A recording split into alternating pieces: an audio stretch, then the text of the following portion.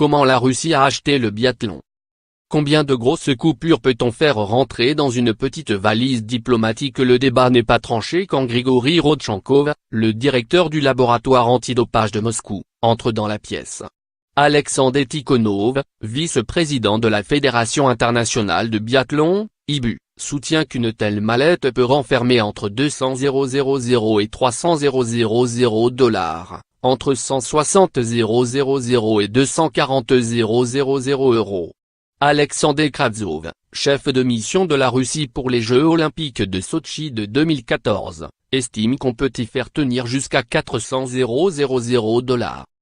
La question est importante, il s'agit d'estimer le montant qui a été remis au Norvégien Anders Besseberg, président de l'IBU, pour s'assurer de son soutien aux intérêts russes dans le biathlon. La scène est présumée avoir eu lieu à l'été 2013.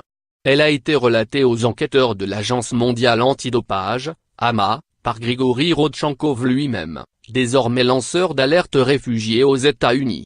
Selon un rapport confidentiel de l'AMA, que Le Monde a pu consulter, la Russie a noyauté depuis plusieurs années la Fédération internationale de biathlon selon un schéma similaire à celui éprouvé dans l'athlétisme. Les enquêteurs ont recueilli les témoignages d'un informateur anonyme puis de Grigori Rodchenkov sur les relations entre les dirigeants du sport russe et ceux de l'IBU, le président Anders Besseberg et sa secrétaire générale, l'Allemande Nicole Reisch. Mardi 10 avril, les polices autrichiennes et norvégiennes ont procédé à des perquisitions, a annoncé l'AMA dans un communiqué, respectivement au siège de l'IBU à Salzbourg et au domicile d'Ander Besseberg.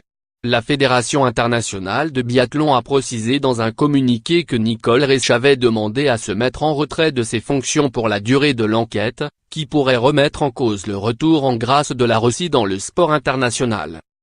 Anders Besseberg et Nicole